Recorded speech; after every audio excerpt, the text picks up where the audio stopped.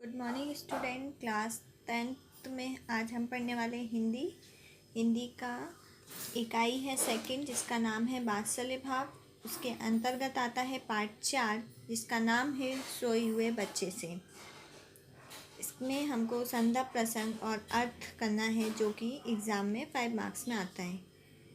मेरे ख्याल इतने खूबसूरत नहीं हैं जिनको मैं फूलों सी खूबसूरत तुम्हारी पलकों को छुआ दूं और ये तुम्हारे लिए खूबसूरत सपने बन जाएं। सबसे पहले हमको देखना है इसमें संदर्भ क्या बोलते हैं कि प्रस्तुत पद्यांश हमारी पाठ्य पुस्तक के पाठ किससे लिया गया है? वात्सल्य भाव से लिया गया है। चैप्टर का नाम क्या है? सोए हुए बच्चे से। कविता से लिया गया है और इसके रचयिता हैं हरि नारायण व्यास। ये तो हो गया हमारा संदर्भ। अब आते हैं प्रसंग पे। प्रसंग क्या है? सांसारिकता से प्रताड़ित और जीवन संघर्षों में पराजित कवि ने बच्चों को कठोर अनुभवों से परे रखने का स्वभाव व्यक्त किया है। अब आते हैं हम अर्थ पर। ये ख्याल इन दुनियादारी की लपटों से झुलस गए पहाड़ों से टकराती नाव, नाकामयाबी की चोट से ये लहूलुहान है। अब हम यहाँ से लेकर यहाँ तक का अर्थ पढ़ने वाले हैं। तो बोला है कि कवि सोए हुए बच्चे को संबोधित करते हुए कहते हैं कि मेरे विचार इतने खूबसूरत नहीं हैं कि जिनको मैं तुम्हारी पलकों में छुआ सकूं, और मेरे ये विचार तुम्हारे भावी जीवन के मधुर स्वप्न बन जाएं। अर्थात मेरे विचार तुम्हारे भविष्य को संभालने वाले नहीं होंगे। फिर कवि कहते हैं कि मेरे विचार प्रारंभ से ऐसे नहीं थे। उन्हीं सांसारिकता की कठिनाइयों की आग में लपटों में जला दिया। संसार की पर्वत जैसी समस्याओं से टकराकर मेरी जीवन की नाव असफलताओं के प्रहारों से रक्त रंजित हो गई है, मतलब लहू लुहान हो गई है। लहू लुहान हो गई है, रक्त रंजित हो गई है। ठीक है, तो इससे हमें ये आशय होता है कि मुझे संसार में असफलताएं ही मिली, अतः मेरा जीवन कष्टमय हो रहा है।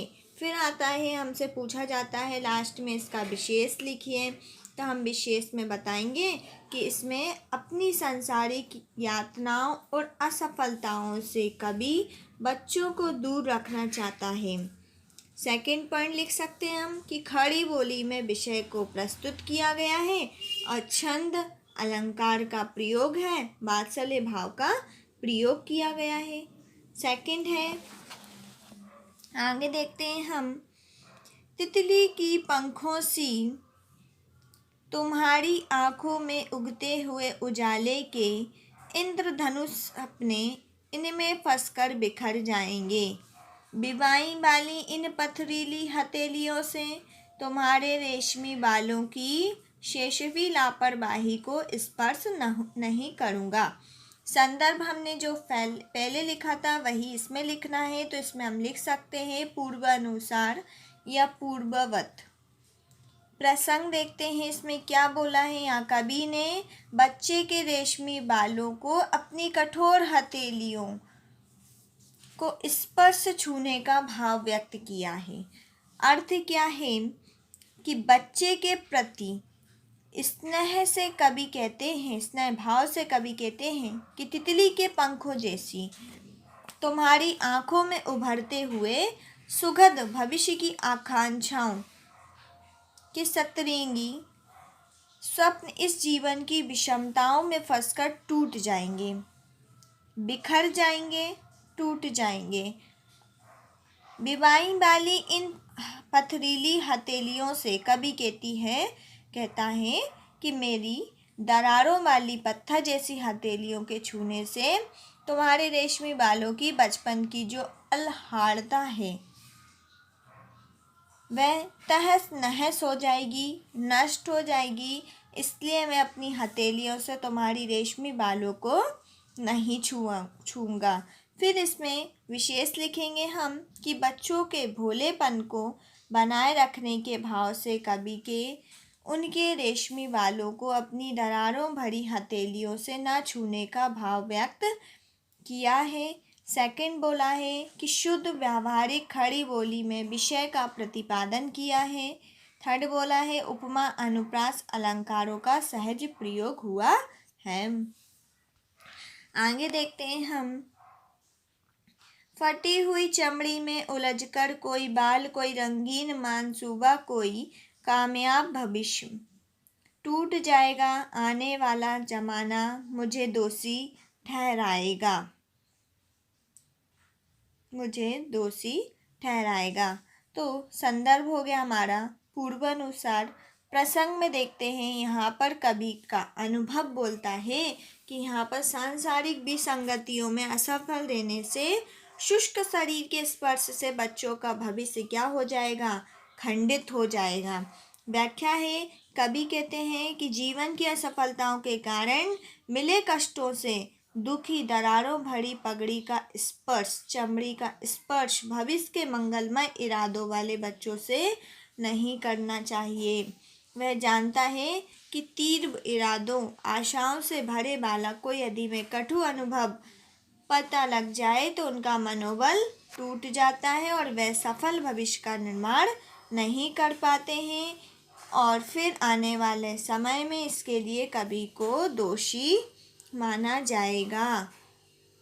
विशेष क्या लिखेंगे कि सुखद भविष्य की मंगलमय कामना करने वाले बच्चों के प्रति स्नेह व्यक्त किया है। बोलचाल की भाषा कैसी है, खड़ी है, मुक्त छंद का प्रयोग किया गया है और वात्सल्य भाव है। तुम्हारी पलकों में तैरती उन नींदी पुतलियों पर सेमल की रुई सी सुबह की नींद जागने से पहले की खुमारी मंडरा रही है और तुम्हारा मन आतुर है कुलाचे भरने। संदर्भ पूर्वानुसार लिखेंगे। प्रसंग में यहाँ मंगलमय भविष्य के प्रति बालक की आतुरता का अंकन किया गया है, वर्णन किया गया है। क्या है अर्थ कि बच्चे के प्रति कवि का भाव है कि तुम्हारी शिशु अवस्था की पलकों में निंद्र यारी पुतलियों पर सेमल की रुई की समान प्रातःकाल की हल्की नींद तैर रही है। जगने में पहले का आलस तुम पर छाया है, लेकिन तुम्हारा मन सुगध भविष्य के निर्माण के लिए छलांग लगाने को आतुर है। हम तुम ही से तो अपनी अहमियत पहचानते हैं, तुम हो इसलिए तो हमारी भूख प्यास मकसद रखती है। मैं तुम्हारे गालों को बीमार ओटों की छुअन से नहीं जलाऊंगा, तुम इसी तरह मुस्कुराते सोए रहो, सूरज खुद तुमको जगाएगा। संदर्भ पूर्वानुसार है। प्रसंग यहाँ नींद में विभोर बच्चे के प्रति आशा परक शुभ भावनाएं अभिव्यक्त कर रहे हैं। तो हम लोग यहाँ से लेकर यहाँ तक का अर्थ समझते हैं। बोला है कि नींद में सोए बच्चे पर मुग्ध कवि कहते हैं कि हमारे अस्तित्व महत्व का आधार तुम ही हो, तुम हो तभी हम हैं, तुम ही हमारी पहचान हो, तुम्हारे कारण ही हमारे जीने की आधार भूख और प्यास का कुछ मतलब उद्देश्य है। यदि तुम ना हो तो हमारे लिए खाना पीना यहाँ तक कि जीने का कोई मतलब नहीं है। कवि कहते हैं कि तुम्हारे भोले कोमल गालों का चुंबन मैं अपनी रोगी ओठों से नहीं करूँगा, अन्यथा वे जल जाएंगे। मेरी अभिलाषा है कि तुम इसी प्रकार की सुखद नींद में आनंदमय भविष्य के स्वप्न देखते हुए मुस्कुराते रहो। मेरा विश्वास है कि तुम्हें जगाने का सुखमय प्रकाश स्वयं आएगा, तुम्हारा भविष्य उज्जवल एवं मंगलमय होगा। विशेष क्या है, बालक के मंगलमय भविष्य की कामना का वर्णन हुआ है और मनुष्य बच्चों में अपना भविष्य देखते हैं। उर्दू के शब्दों का प्रयोग किया गया है, मुक्त छंद है और वात्सल्य भाव का प्रयोग किया गया है। इसमें 2 नंबर में क्वेश्चन आता है कि बच्चे की आंखों की तुलना किससे की गई है, तो हमने पढ़ा था कि तितली के पंखों से की है। ये हो गया तुलसीदास जी, ये तुलसीदास जी वाला है। चलो, और ईश्वर ने रोगों को दूर करने के लिए मनुष्य को क्या दिया, तो क्या दिया था, मनुष्य को औषधियाँ दी थी। ये आपको क्वेश्चन पूछे जाएंगे। एक और क्वेश्चन पूछा जाएगा, बालक राम का मुख सौंदर्य कैसा है।